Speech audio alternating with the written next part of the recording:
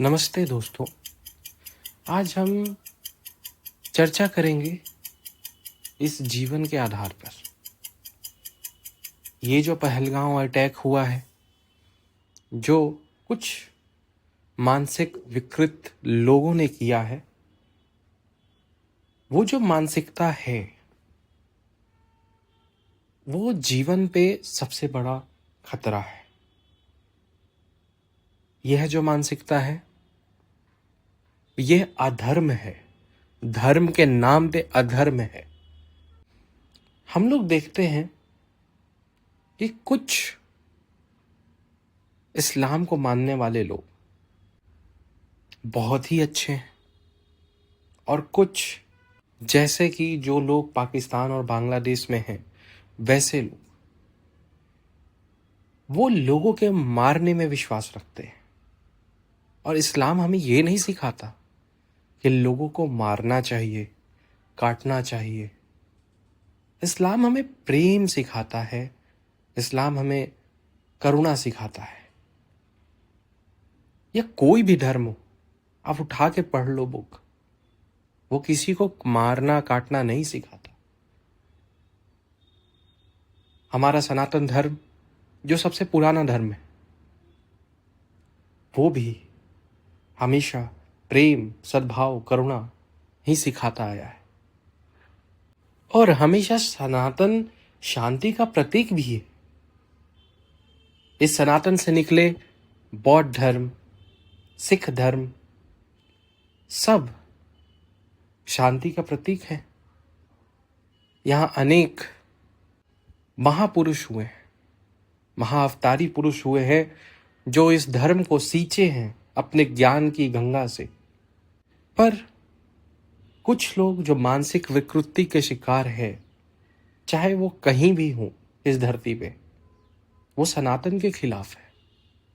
सनातन मतलब सत्य, वो सत्य के खिलाफ है और इस्लाम भी इसकी इजाजत नहीं देता। वो इस्लाम के भी खिलाफ है।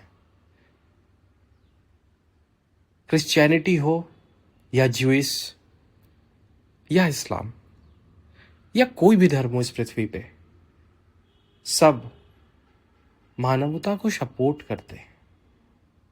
सब प्रेम, सद्भाव और सबके साथ रहना सिखाते हैं। हमारा सनातन तो विश्व कल्याण सिखाता है। हम सब विश्व एक हैं ये सिखलाता है। यही कुछ लोग जो धर्म के नाम पे और खासकर इस्लाम के नाम पे गलत भावनाएं मन में भर देते हैं, चाहे जैसे भी भर रहे हैं, चाहे वो पाकिस्तान में ही क्यों नहीं भर रहे हैं, लेकिन लोगों ने गलत चीजें भर के मन में उन्हें आतंकवाद के मोड़ पे लाके खड़ा कर दिया है। आतंकवाद हो या किसी को मारना सही नहीं है, लेकिन कोई अगर बदलना नहीं चाहे, वो इसी रास्ते पे जाए, तो उसका खात्मा भी करना जरूरी है। क्योंकि ऐसे लोग इस पृथ्वी को, इस संसार को अधर्मियों से भर देंगे। और हमारे अगर महाभारत के समय में देखें तो भी वहां भी अधर्म और धर्म के बीच लड़ाई रही है। और इस पृथ्वी पे शायद हर युद्ध में अधर्म और धर्म की लड़ाई रही है और कहीं ना कहीं अधर्मियों का हमेशा नाश हुआ है और हमेशा ही होगा, होते रहेगा। बीच में इस भारत में कुछ लोग जो इस भारत के पीठ पे खंजर डाल देते हैं, उन लोगों ने भारत को गुलाम करने में मदद किया है और वो आज भी हैं। वो आज कहीं गए नहीं हैं। बाहर के दुश्मन से हम लोग लड़ लेंगे, पर भारत को आगे बढ़ना है, भारत को ज्ञान में आगे बढ़ना है, प्रॉस्परस होना है इकोनॉमी के रूप में भी, तो भी इस धरती को इन लोगों से मुक्त करना पड़ेगा। इन लोगों को चुन चुन करके इस धरती से निकाल बाहर फेंकना होगा। इस संस्कृति में जो लोग रहे हैं, पेड़ हों, पौधे हों, वृक्ष हो, नदियां हों, सभी को पूछते रहे।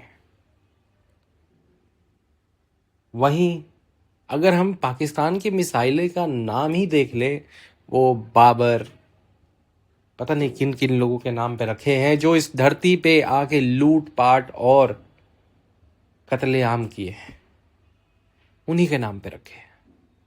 उनकी मानसिकता दिखलाती है कि वो किस मानसिकता में जी रहे हैं। वो अधर्मी है और अधर्मियों का संहार निश्चित होता है और होगा, आज न कल जरूर होगा। एक सच्चाई ये भी है कि इन लोगों ने धर्म पूछकर मारा, कि हिंदू हो या मुसलमान। वहीं एक सच्चाई ये भी है कि एक मुसलमान ने अपना जान इसलिए दे दिया क्योंकि वो इन हिंदुओं को बचा रहा था। वहीं एक सच्चाई और भी है कि उन्हीं मुसलमान में से वो हिंदुओं को बचा करके नीचे भी लाए। 11 लोगों को बचाया उन्होंने जान की बाजी लगा दी। ये भी सच्चाई है। और ये उन विकृत इस्लामिक ताकतों पर खुला तमाचा है जो बस कट्टर आतंकवाद फैलाना चाहते हैं, जो बस लोगों को मारने में विश्वास रखते हैं, जो कभी भी अपनी तरक्की नहीं चाहते, जैसे है पाकिस्तान और बांग्लादेश आज के समय में।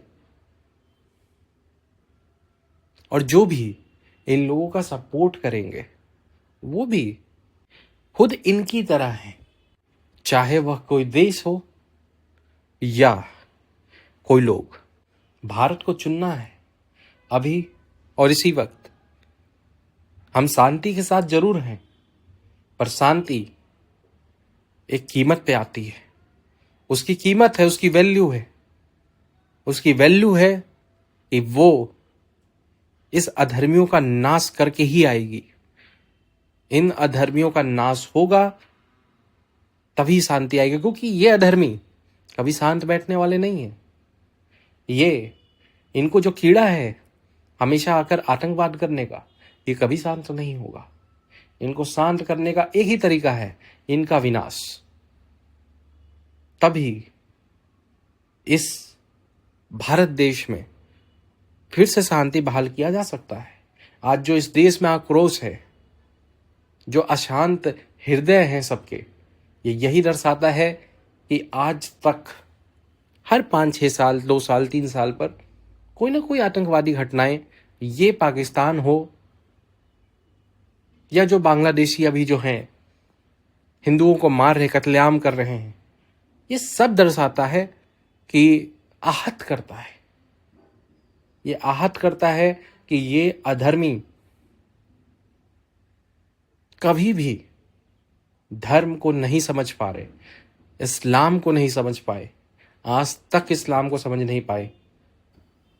मोहम्मद जी हों जिन्होंने इस्लाम का सही रूप समझाया, उन्होंने कभी नहीं कहा कि किसी को मारो, काटो या पीटो। लेकिन कुछ विकृत मानसिकता वाले लोग, जैसे कि पाकिस्तान और बांग्लादेश में रहते हैं और कुछ हमारे हिंदुस्तान में भी रहते हैं, ये लोग धर्म का सही मायना कभी समझ नहीं पाएंगे। धर्म वो है जो सभी को प्रेम करना सिखाए, सभी को एक गांठ में बांधे, विश्व को एक करे, विश्व का कल्याण मंगल करे। लेकिन उन्हें ये मंगल, ये खुशहाली, ये प्रेम नहीं समझ आता। अगर वो आज भी अपनी मानसिकता नहीं बदलते हैं तो आने वाले समय में वो इस धरती पर रहेंगे नहीं, विनाश हो जाएगा उनका। और ये भी बात सत्य है।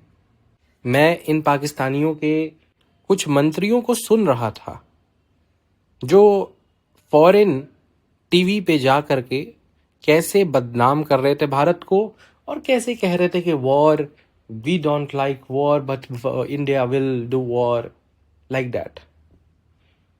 ये चीज जो झूठ फरेब दूसरों को परोसते हैं, और जो भी टीवी चैनल्स होंगे जो इसको अपने टीवी पे बुला करके उनसे क्वेश्चन नहीं कर रहे हैं, उनसे सवाल नहीं पूछ रहे हैं, ये आप कैसे कह सकते हो कि आपके यहाँ से आतंकवाद नहीं हुआ? कैसे कह सकते हो, जबकि सारा सबूत आपके खिलाफ ही है। हमारे पास सबूत है, भारत के पास सबूत है। पर चलिए, उनका भी विनाश अपने आप हो जाएगा, क्योंकि बिजनेस कभी भी इंसान के ब्लड के साथ नहीं किया जा सकता। खून से बिजनेस कभी नहीं किया जा सकता। अगर बिजनेस खून से किया जाता है, किसी को मार के किया जाता है, तो बिजनेस कभी भी, या ऐसे हत्यारों के साथ किया जाता है जो इन किसी लोगों को मारे हैं, तो कभी भी फलता फूलता नहीं है। मैं तो ये कहता हूं कि भारत पाकिस्तान को तोड़ दे, बलूचिस्तान अलग करे, तब तक अफगानिस्तान को कहे अपना जमीन तुम ले लो जो तुम उनको चाहिए, और इधर से जम्मू कश्मीर कब्जा ले। इनको संकुचित कर दे। इनकी मानसिकता तो संकुचित है ही, इनको भी छोटा बना देना चाहिए। हाँ, ये भी बात सत्य है कि कुछ देश हैं जो नहीं चाहते भारत का विकास हो, और कुछ बड़े देश भी हैं जो नहीं चाहते इस भारत देश का विकास हो। अभी जो यूएस टैरिफ वॉर चल रहा है, उस बीच में भारत को फायदा हो रहा था, और कुछ देश इसके खिलाफ हैं। शायद उनकी भी ये साजिश हो, वो भी इनके पीछे हो, कौन जानता है। लेकिन भारत पता लगा लेगा। भारत की इंटेलिजेंस एजेंसी इतनी ताकत रखती है, इन सभी का पता लगा सके। भारतवासियों को एक चीज याद रखनी होगी, जो ये भूल चुके हैं, कि उन्हें जागृत भी रहना है। उन्हें जागृत, बस शांति नहीं, शांत होकर नहीं, जहां उठ खड़ा होकर के बोलना, वहां बोलना भी है, और जहां वीरता दिखानी वहां वीरता भी दिखानी है, और जहां शौर्य दिखाना वहां शौर्य भी दिखाना है। केवल शांति से नहीं पाई जा सकती। यहां पर शांति के लिए हमें लड़ाई भी करनी पड़ती है, क्योंकि धर्म स्थापना में अधर्मियों का नाश होना बहुत आवश्यक है, तभी शांति और धर्म का स्थापना किया जा सकता है। हमारे महाभारत युग में देख लीजिए, वहां उस समय भी अधर्मियों का नाश हुआ, तभी शांति आई। तो धर्म शांति एक वैल्यू लेके आती है।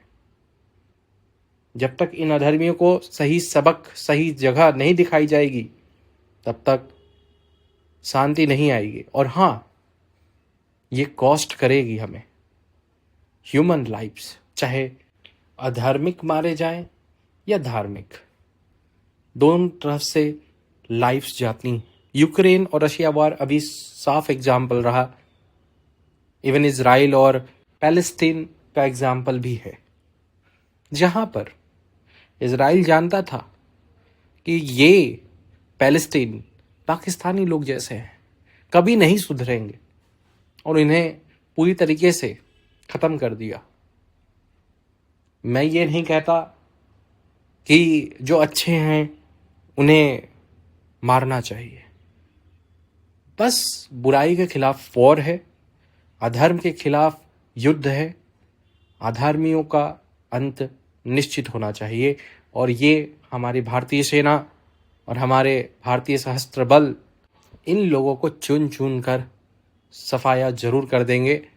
और हमें अपने गवर्नमेंट पर विश्वास रखना चाहिए, और हमें भी खुद के लिए, खुद के आने वाली पीढ़ियों के लिए जागृत जरूर रहना चाहिए, वरना हम सब लाशे की तरह हैं फिर तो।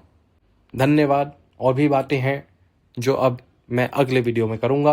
अगर ये वीडियो पसंद आया होगा, लाइक, कमेंट, सब्सक्राइब ज़रूर करें चैनल को।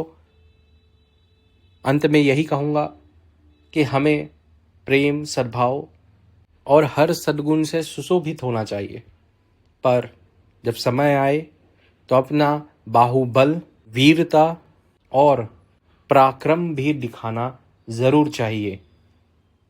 धन्यवाद।